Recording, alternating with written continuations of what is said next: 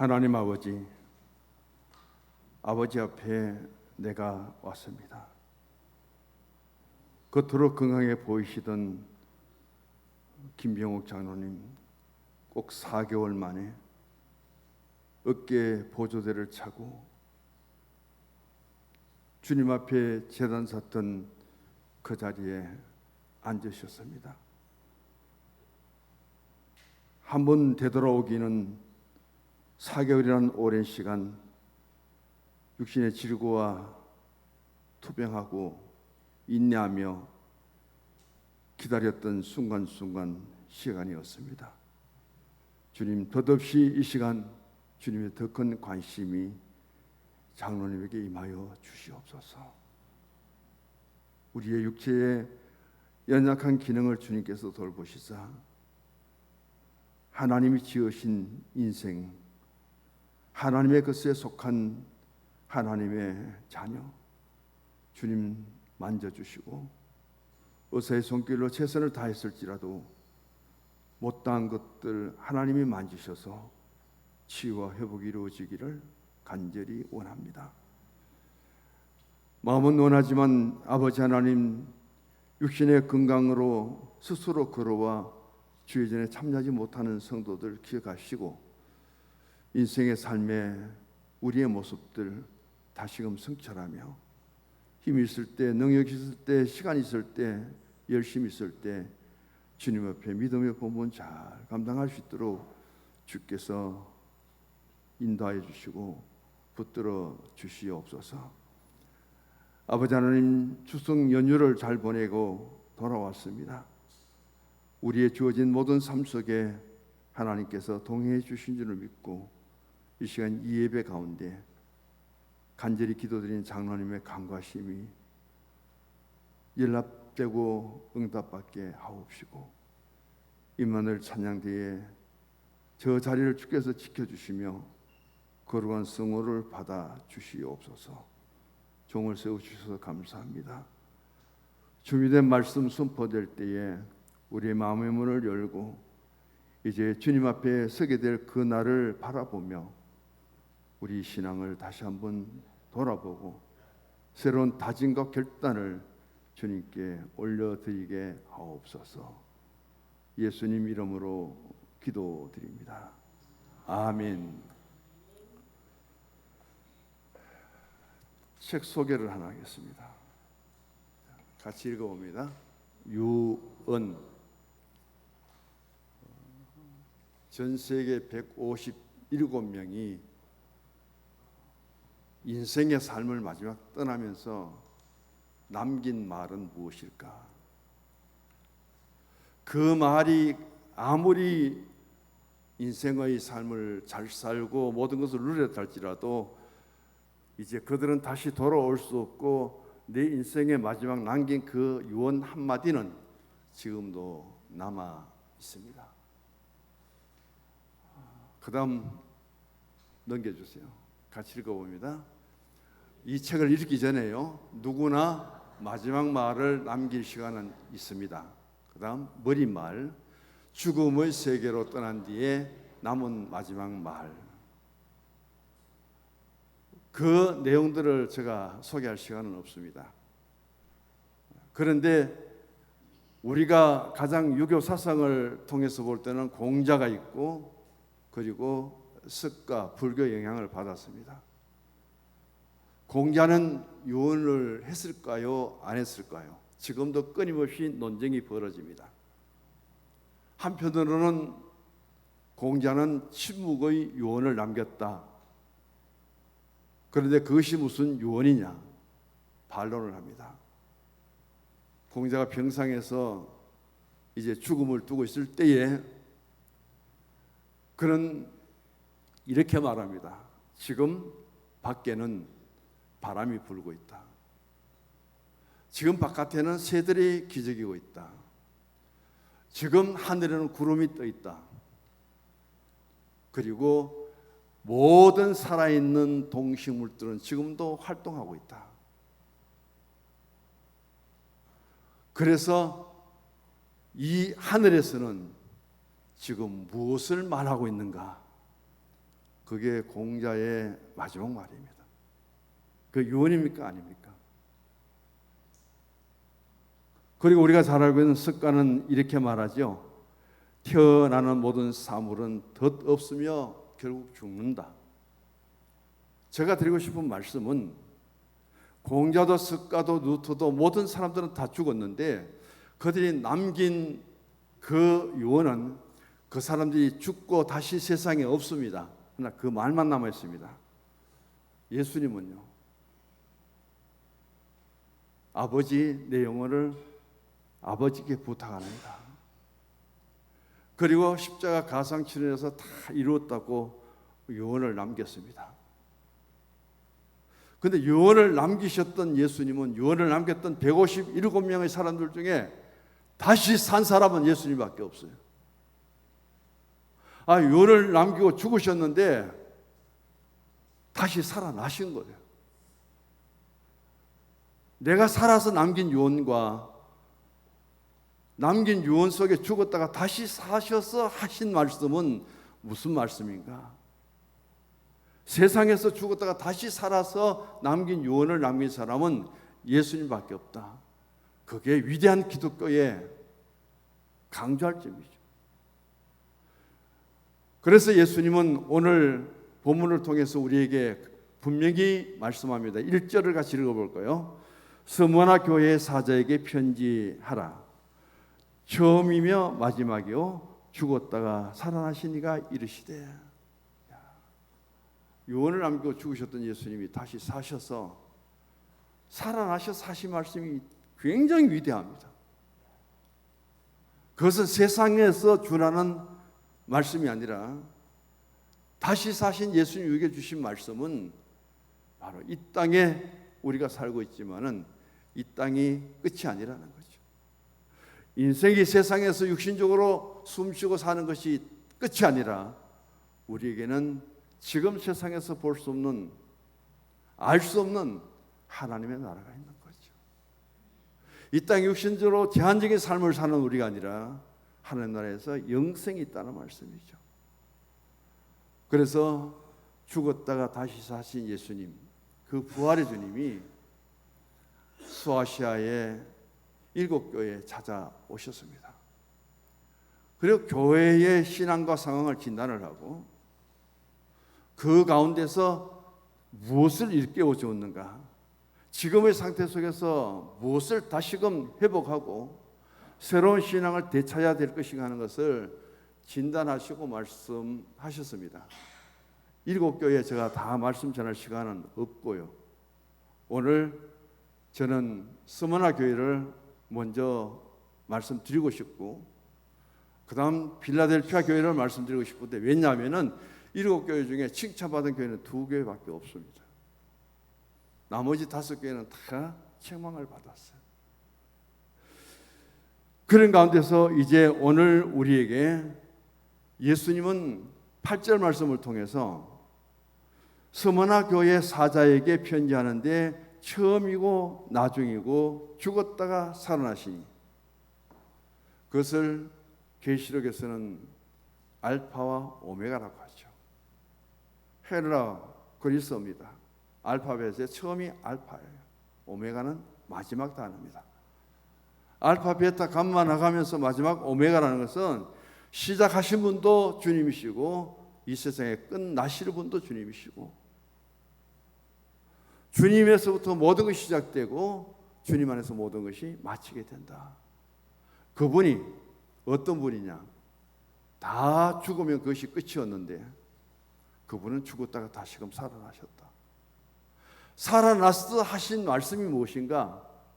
그 말씀은 오늘 우리가 이 세상에 육신의 삶을 살면서 그것을 듣고 받고 우리 삶의 신앙에 적용되는 것이 아니라 더 크게는 앞으로 하나님의 나라, 소망으로 삼는 그 천국, 그곳에 들어가야 될 우리들이 살아나신, 죽었다가 다시 사신 그 예수님 말씀을 꼭 들어야 되는 거예요. 그리고 그 말씀을 믿어야 되는 거예요. 그것을 오늘 우리에게 말씀하고 있습니다. 스무나는 오늘날 특히 튀르키예라는 나라죠. 이즈미르 지역에 속하는데 터키에서 이스탄불이 제일 큰 도시고요. 앙카라가 수도죠. 세 번째 큰 도시가 바로 스무나입니다. 그렇게 스무나 교회에 죽도록 충성할 수 있는 신앙의 가장 모범적인 교회였는데 지금 온통 이슬람화 되어갖고 터키에서 기독교라는 것은 유적만 남았지 진정한 신앙을 찾아보기가 어려운 상태 속에 있잖아요. 청교도 프리탄들이 미국에 건너가서 얼마나 미국 교회가 세계를 향한 복음 전도에 앞장을 섰는데 이번에 미국 국회에서 예수님 이름으로 기도합니다. 이 용어를 못 쓰도록 통과시켜버렸습니다. 모든 신의 이름으로 기도합니다. 차별금지법이라는 것이 이렇게 무서워요. 우리나라도 차별금지법이 세워지면 예수 믿어서 전도하는 것도 다 법에 걸려버립니다. 전도 못하게 되는 거예요. 이런 엄청난 세상적인 도전이 우리에게 다가옵니다. 얼마나 동성애 문제 때문에 우리가 견딜 수 있을지 세계는 다 무너지고 있습니다. 한국교회가 얼마나 지킬 수 있을지, 이 나라가 법적으로 얼마나 그것을 더 버틸 수 있을지 민주당에서는 야단이죠. 한국교회가 일어서고 있습니다. 이 문제 때문에. 오늘 이런 상태 속에서 9절 말씀을 읽어보면은 이 스무나 교회에 환난과 궁핍을 알거니와, 환난과 궁핍이 있습니다. 여기서 환난이라는 단어는 예수 믿는 믿음을 지키기 위해서 받는 사회적이고 국가적인 박해와 어려움을 말합니다. 그런데 권력을 통해서 박해를 하고 신앙을 지키기 어려운 교회가 되고 성도가 되다 보니까 그 다음 따르는 것이 육신적인 삶 속에서 물질적인 궁핍감이에요. 그런 제재가 들어오니까 교회가 재정이 약해져 버립니다. 그런 박해 속에서 신앙생활하고 지키는 성도들이 굉장히 힘들어요. 그들의 활동 영역이 좁아집니다. 그러다 보니까 생활은 어려워지고 교회는 궁핍해지고 그런 모습들을 우리가 참 많이 겪었죠. 코로나19를 통해서 한국교회가 국가적인 권력 앞에 굴복한 이 사건은 수없는 교회들이 우리의 진정한 신앙과 종교 자유를 외쳤지만은 전부 대법원에서 패소합니다. 한 번도 이긴 적이 없어요. 못 이겨요. 이게 오늘 교회의 현실적이에요. 그런 가운데 오늘 예수님 말씀합니다. 이 스무나 교회를 진단하면서 환난이 있고 궁핍이 있는 것을 예수님이 아시는 거예요. 그것을 예고해 주는 거예요. 이런 어려운 일이 닥칠 때니까 믿음으로 무장해라. 이런 어려움이 닥칠 때니까 신앙 공동체를 든든히 지켜라. 그 메시지를 던져줍니다.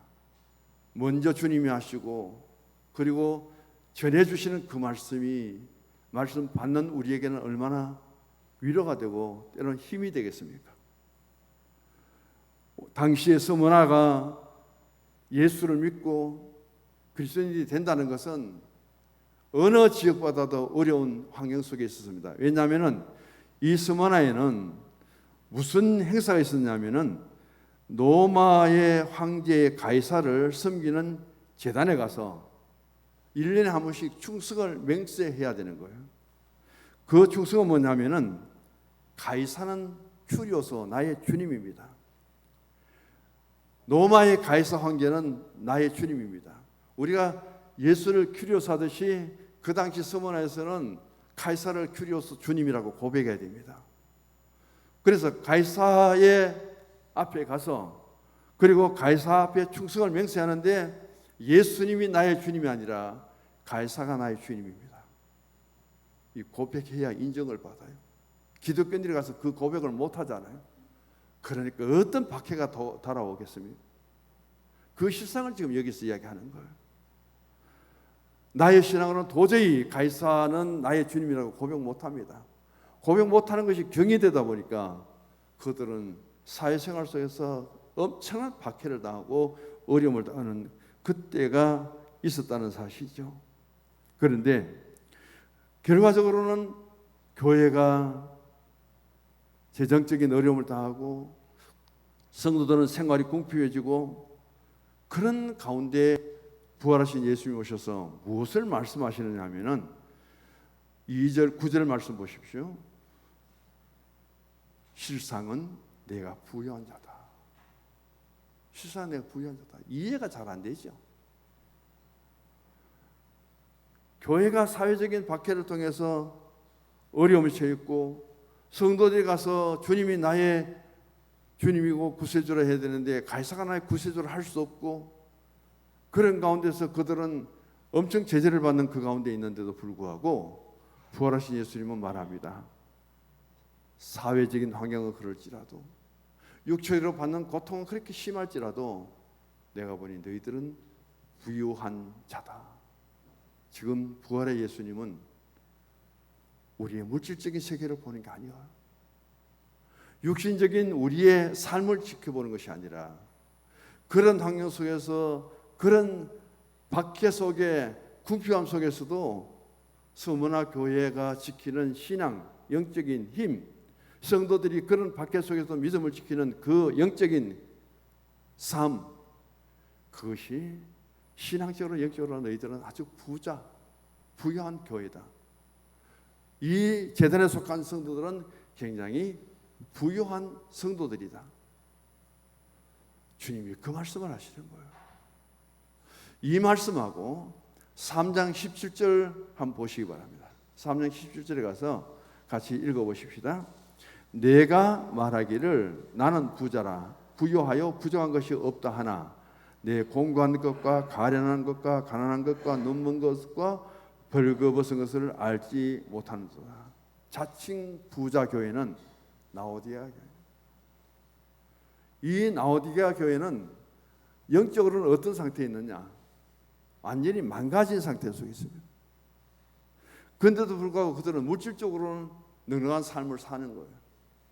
그런데 그 라오디게아 교회는 오히려 예수님이 볼 때는 가장 영적으로 가난한 교회고 물질적인 어려움 속에서도 믿음을 지키는 서머나 교회는 예수님 보실 때에 가장 부유한 교회라고 성도들이라고 그렇게 말씀하고 있다는 사실이죠. 이게 무엇이냐 하면은 우리가 주님 앞에 나갈 때 무엇을 인정받아야 되느냐는 거예요. 소아시아 7교회 중에서 이 스무나 교회하고 라오디게아 교회를 오늘 예배 후에라도 같이 한번 읽어보시길 바랍니다. 주님이 부활하여 오셔서 그 교회에 무엇을 진단하셨는가? 주님이 무엇을 보기 위해서 오셨는가? 물질적으로 잘 먹고 잘 살고 큰 집에 살고 그런 우리의 모습을 보러 오신 것이 아니라 오늘 이 사회 속에 살면서 어떤 믿음을 갖고 지금 신앙을 지키고 저 천국을 소망으로 삼고 믿음으로 살아가고 있는가? 예수님의 포커스는 예수님의 초점은 바로 거기에 있다는 사실을 우리에게 들려줍니다.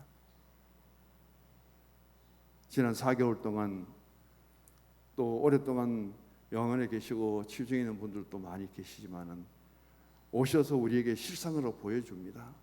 김명욱 장로님. 우리의 삶 속에서 무엇을 추구하며 살아야 될 것인가? 내 육신이 좀 더 건강하고 병약한 것밖에 없지만은 우리는 건강한 사람도 죽어요. 지리고 속에 있던 사람도 죽어요. 누가 더 고통을 당하고 누가 덜 고통을 당하느냐 그 차이점도 있어요. 그러니까 주님 앞에 나갔을 때는 내 건강한 몸이 그렇게 중요한 것이 아니에요.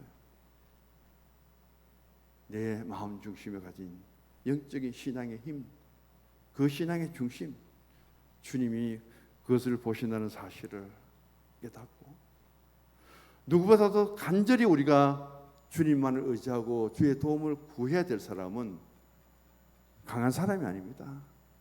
부한 사람이 아니고 능력 있는 사람이 아니에요. 가난하고 약하고 부족하고 그럴 때 더 주를 의지할 수밖에 없습니다.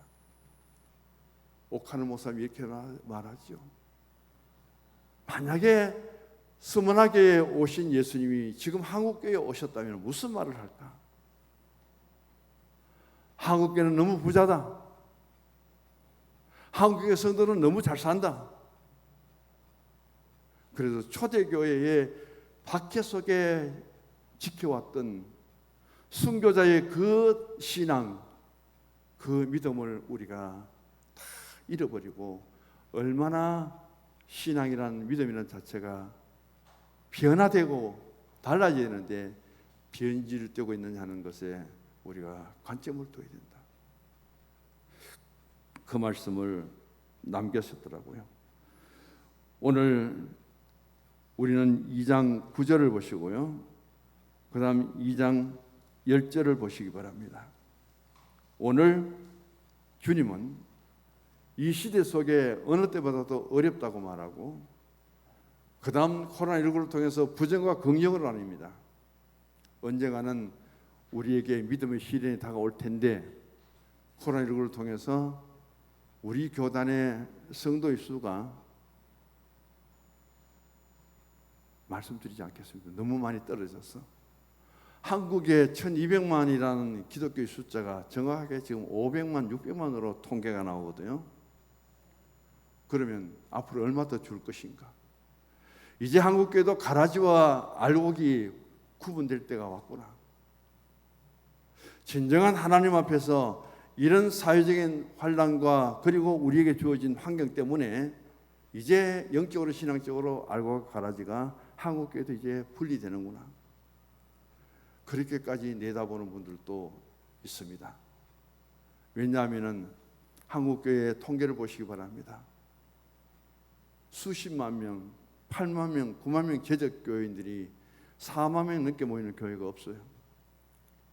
한국의 10대 교회를 찾아보시면 개척교인이 8만, 7만이라도 출석은 2만, 3만밖에 안 됩니다. 이런 가운데 앞으로 한국교회가 얼마만큼 이 뜨거운 신앙을 통해서 우리가 믿음으로 살아가게 될 것인가? 서문화교회 주신 말씀은요, 내 영혼이 잘 되고 범사가 잘 되고 강건하기를 원하노라. 이게 신앙의 목표가 아니에요. 그걸 내 신앙의 목표로 삼고 내 영혼이 잘 되기를 원합니다. 범사가 잘 되기를 원합니다. 내가 강건하기를 원합니다. 그 신앙이 아니라는 거예요. 뭐예요? 죽도록 충성하는 것이 신앙의 모토입니다. 너무너무 달라요.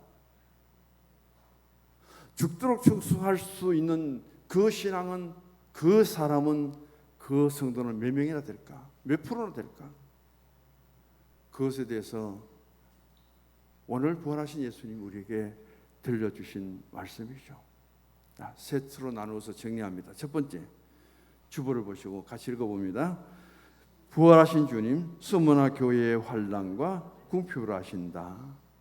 그걸 아시고 찾아오신 예수님은 위로해 주십니다. 칭찬해 주십니다. 왜냐하면 모두가 십자가 지기를 거절합니다. 십자가 다가오면 도망가 버립니다. 십자가가 내게 오면은 내가 지지 않고 다른 사람에게 대신 지워버립니다. 그런 가운데 그 가이사는 나의 구세주입니다. 나의 주님입니다. 고백하지 않는 성도들이 모여서 그 밖에 속에서 지금 결속하고 믿음을 지키는 성도들이 모인 교회가 서문화 교회예요. 그래서 주님이 이렇게 말합니다. 내가 내 환난과 궁핍을 아노니. 주님은 다 알고 계십니다. 다윗은요, 시편 139편 2절에서 4절까지 주께서 나의 안고 일어섬을 알고 나의 모든 행위를 알고 내 혀의 말을 주님은 모르는 것이 하나도 없다. 그러면서 그 나의 모든 것을 아시는 주님 앞에 다윗의 언행은 어떻게 이루어졌을까요? 욥이 이렇게 말합니다. 나의 가는 길을 오직 주님만이 아시는데 주님은 나를 단련하신 후에 정금같이 나오게 하신다. 나를 연단시켜서 불순물을 다 제거해버린 순수한 금처럼 그런 나를 연단시키신다. 욥기 23장 10절에 그 말씀을 하시죠. 그리고 부활하신 예수님이 서머나 교회에 오셔서 주신 말씀이 환난과 궁핍입니다. 우리 밖에도 어려운데 거기다가 못 살아요. 먹을 것이 없고 힘들어요. 거기서 교회를 신앙을 지킨다는 것이 얼마나 어려울까요? 교회 가면 박해지요. 내가 가이사에게 충성을 맹세하지 않았기 때문에 내 삶에 제한되죠. 그런 가운데 교회를 찾아가는 성도들, 그런 궁핍함 속에서도 주님 앞에 나가서 예배를 드리고 그것을 당당히 맞서는 성도들, 어떤 교회가 그런 교회가 있고 어떤 교인들이 모여서 그런 교회를 섬길 수 있을까요? 그것을 오늘 우리에게 보여주고 있습니다. 그래서 예수님은 2장 9절에 실상을 보면은 너무 힘들죠. 그런데 오셔서 말씀합니다. 내가 보니 너희들이 영적으로는 제일 부자다. 너희들이 영적으로 충만하고 영적으로 부자가 되지 않으면 지금 환경에서 절대 믿음 지킬 수 없다. 너희들이 믿음으로 영적으로 부유하지 아니하면 서머나 교회에 출석할 수 없다. 다 교회 떠나지 무엇하러 교회 오겠느냐. 그런 박해 속에서 그 가이사 황제를 나의 구주라고 나의 주님이라고 고백하고 편하게 살지 무엇하러 그 신앙 지키려고 이런 어려움을 당하느냐. 그렇죠? 바로 그 말씀을 여기 사는 거예요. 그래서 믿음의 부유함이 내게 없다면은 지금 이 환경에서는 믿음을 지킬 수 없다. 믿음의 부유함이 내게 없다면은 지금 서머나 교회는 무너진다. 문을 닫는다. 그런데도 이 믿음의 부유한 자들 너희들 때문에 지금 교회에서 박해가 일어나고 환란이 있고 궁핍이 있어도 이 교회가 든든히 써가는 것은 죽도록 충성하는 성도들이 있기 때문이고, 그것을 내가 눈으로 똑바로 보는데 그들에게는 내가 생명의 관을 주리라. 왜 면류관을 관으로 다시 개역개정에서는 바꿨는지 모르겠어요. 그 성서 번역자들을 저는 잘 모르는데 좀 이런 문장은 살려두었으면 더 나을 것 같아요. 생명의 관이 좋습니까? 생명의 멸류관이 좋습니까? 수십 년 신앙생활 속에서 생명의 멸류관, 그럼 찬송가도 지워지든지.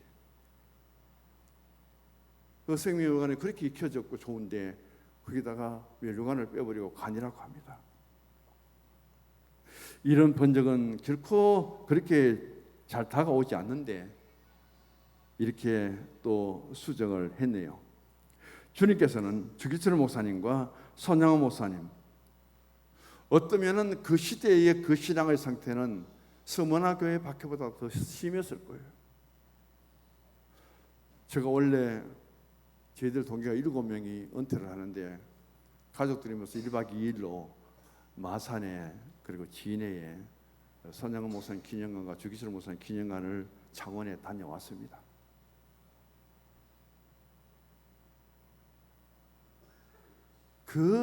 저는 그래요. 그 도시 하나가 우리나라 순교자의 기념관을 세웠다는 것 때문에 그 도시는 복을 안 받겠느냐.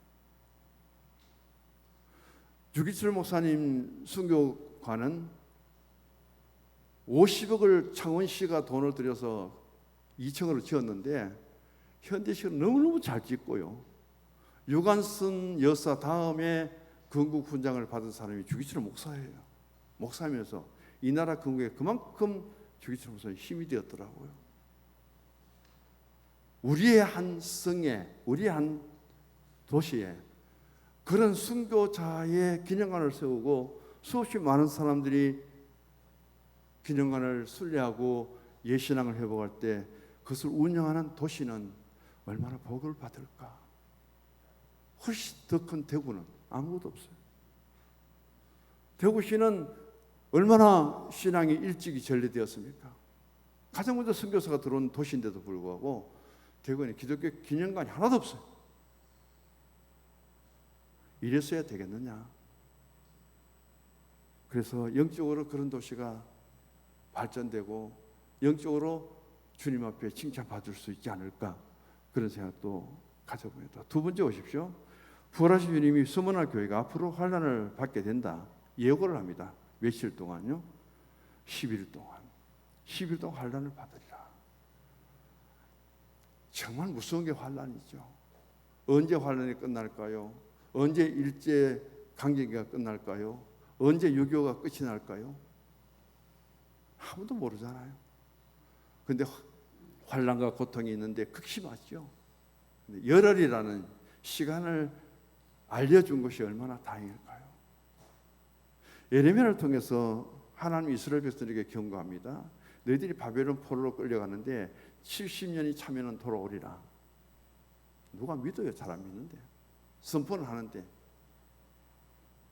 그런데 앞으로 이런 고난과 환난이 10일 동안 있으리라. 그걸 결국 우리가 가져야 될 것은 견디는 거죠. 인내 신앙이죠. 오래 참음이죠. 그것을 주님께서 일러 주셨다는 사실이 얼마나 예고가 되고, 그 어려운 고통, 고난을 그래도 시간은 가잖아요. 얼마만큼 견디는 데 힘이 되었을까 하는 말씀을 보게 됩니다. 주의 이름을 위해서 그 어려운 중에서도 죽도록 충성해라. 그 말씀은 글쎄요, 성경 속에서 바울에게는 맞는 말씀이죠. 베드로에게는 맞는 말씀이겠죠. 우리나라 교회 역사를 통해서 보면 베드로 그리고 바울처럼 조기철 목사님, 손양 목사님에게는 맞는 말씀이에요. 그래서 그분들이 그 길을 갔습니다. 그럼에도 불구하고 일본 신사 참배는 애국 민족의 하나의 의식이지 종교가 아니다. 일본에 대한 우리가 국가적인 예의지 종교가 아니다 하고 가서 마음대로 전하고 편안하게 목회한 사람들이 있죠.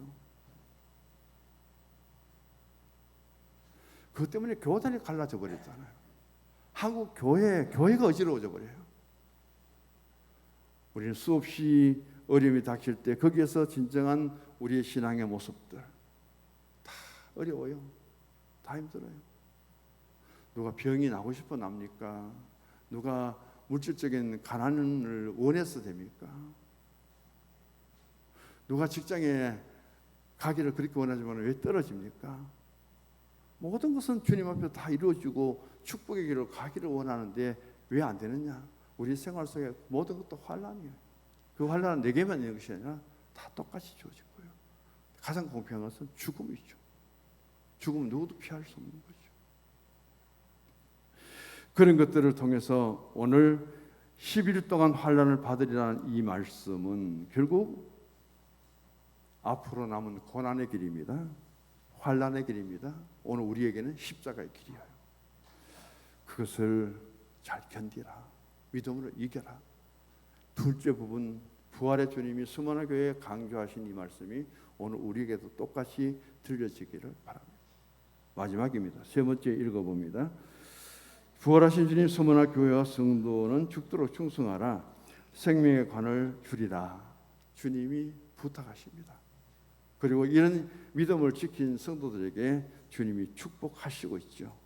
그래서 이 말씀을 보면서 저는 이제 기도 제목을 좀 바꿔야 되겠다. 저도 그래요. 영혼이 잘 되기를 원해요. 범사가 잘 되기를 원하고요. 또 육신의 건강을 위해서 기도도 많이 하는데 그걸 원했습니다. 그러나 서문화교회 입장으로 돌아가면은 이게 우리의 기도 제목이 아니라는 거예요. 내 남은 인생의 삶을 주님 앞에 충성하면서 사는 것이, 충성을 하며 주님께 신앙을 지키는 것이 내 남은 사명이구나. 비록 목회는 끝난다 할지라도 이런 충성의 개념을 어디에서 찾아야 될까 고민을 해봐야 되겠죠. 그러면서 오늘 저는 손양원 목사님의 사모였던 정양순 사모님 이분의 이야기를 하려고 했는데 시간이 너무 없어서 생략하겠습니다. 여수에서부터 이제 며칠을 계셨냐면은 10개월 후에 손양 목사님이 광주로 떠나게 되는데, 그게 마지막 이제 이별이죠. 그 짧은 시간 인사를 나눌 틈도 없습니다. 거기에 성경을 들고 들어갈 수도 없었대요. 그런데 정양순 이 사모님은 가슴속에 성경을 품고 들어가서 손양 목사님에게 뭘 보여줬냐입니까? 성경 딱 펴서 이거 지키라. 그게 오늘 요한계시록 2장 10절의 말씀입니다. 죽도록 충성하라. 빨간 줄 쫙 꺼가지고 손양 목사님 요거 읽고 가시라고. 당신 이거 못 지키면은 구원 못 받아요. 당신 이거 못 지키면은 천국 못 가요. 그게 마지막 인사였대요. 그 고난의 길을 손양모 남편에게. 그래서 손양 목사님의 사모의 신앙이 더 위대하다. 그걸 곁에서 들은 딸이 있습니다. 손동이라고. 그 딸이 자기 엄마의 그 아버지에게 성경을 보여주면서 지키라고 당부하는 그걸 직접 들었대요. 그걸 간증으로 남잖아요. 그걸 전하고 있잖아요. 오늘 우리의 모든 신앙과 삶을 다시 한번 돌아보고 성서 정한기를 위해서 기도합니다. 하나님 도우셔야 되는 거예요. 사실은 모든 것을 하나님 도우셔야 되는 거예요. 우리의 신앙을 좀 더 돌아보고 내가 이 자리에서 무엇을 해야 될 것인가, 어디에 내가 내 자리에서 내게 주신 사명을 충성해야 될 것인가. 주보 마지막 같이 읽습니다. 처음이요 나중에 되시고 죽었다가 살아나신 예수님이 서문화 교회와 성도들에게 당부하신 말씀, 내가 죽도록 충성하라. 그리하면 내가 생명의 관을 내게 주리라. 아멘. 하나님, 달란트 비유를 통해서 마태복음 25장, 누가복음 19장 문화 비유를 통해서 충성에 대한 신앙을 다시 한번 확인하게 하옵시고, 그 결론은 요한계시록 2장 10절 서문하게 해주신 부활의 주님의 말씀입니다. 아버지 하나님, 주님이 진단하십니다. 추수할 것은 많은데 추수할 일꾼이 부족하다고. 땀 흘리고 눈물 흘리고 죽도록 충성할 수 있는 일꾼들을 이 성서 중앙재단에 다시금 세워 주시옵소서. 예수님 이름으로 기도드립니다.